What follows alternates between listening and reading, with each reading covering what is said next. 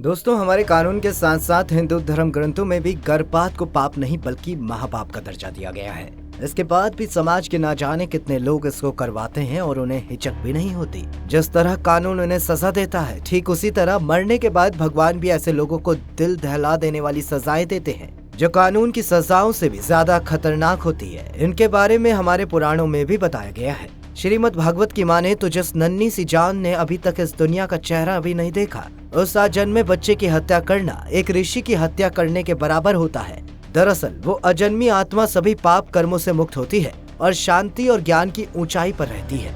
वहीं श्रीमद् भागवत गीता में कहा गया है कि गर्भपात 6 महापापों की श्रेणी में आता है। और तो और ये भी बताया गया है कि जो भी ये महापाप करवाता है वो श्री कृष्ण की दृष्टि में सबसे बड़े पापी होते हैं, जो माफी तक के काबिल नहीं होते। दरअसल इसी पाप से जुड़ी एक कथा भी है जिसका सीधा संबंध महाभारत युद्ध से है। कहा जाता है कि युद्ध के खत्म होने के बाद जब द्रोणाचार्य के पुत्र अश्वत्थामा ने पांडवों के वंश के विनाश के मकसद से उत्तरा के गर्भ में पल रहे बच्चे यानी परीक्षित पर ब्रह्मास्त्र का इस्तेमाल करा और उसकी हत्या करने की कोशिश की, तब श्री कृष्ण को सबसे ज्यादा क्रोध आया था। जिसके बाद उन्होंने ये घोषणा कर दी थी कि अश्वत्थामा का ये पाप सबसे बड़ा पाप है, क्योंकि उसने एक अजन्मे बच्चे की हत्या की कोशिश की थी। और तो और श्री कृष्ण ने इस महापाप की सजा अश्वत्थामा को दी थी।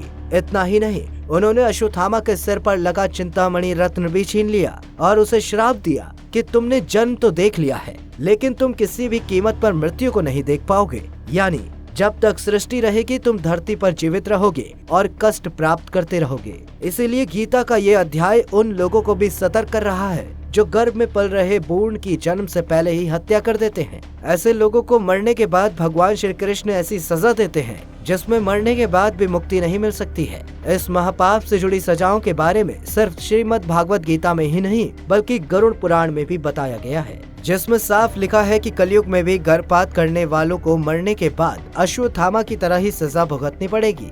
गरुड़ पुराण के अनुसार चाहे स्त्री हो या पुरुष, जो भी भ्रूण हत्या जैसे पाप करता है उसे मरने के बाद घोर नर्क में जगह मिलती है और जब तक ये पूरी दुनिया खत्म होगी तब तक वो लोग भटकते ही रहेंगे। ऐसे लोगों की आत्मा को कभी भी शांति नहीं मिलती है। वहीं नर्क में उन्हें सभी प्रकार की यातनाएं और सजा भुगतनी पड़ती है। वो अश्वत्थामा की तरह ही नर्क में आजीवन भटकते रहते हैं। वहीं कहा जाता है कि गर्भ में नन्ही सी जान की हत्या करवाने वाले व्यक्ति को कुंभी पाक नर्क में जगह मिलती है। उसके बाद इनको सुअर, गिद्ध, कौवों और सांप का जन्म लेने के बाद उसे कोढ़ी मनुष्य का जन्म मिलता है। दोस्तों, नारद पुराण में भी इस बारे में ये बताया गया है। इनकी माने तो जो भी महिला गर्भपात करवाती है वह किसी तरह की सामाजिक इज्जत या आदर की हकदार नहीं बचती है। वहीं ऋषि, महर्षियों और महाज्ञानियों ने हर तरह के पाप और कुकर्मों के लिए प्रायश्चित बताया है, लेकिन जो भी गर्भ के शिशु को मरवाता है उसके लिए दंड भोगने के अलावा कोई भी रास्ता नहीं बचता है। ऐसे व्यक्तियों का उद्धार होना नामुमकिन होता है।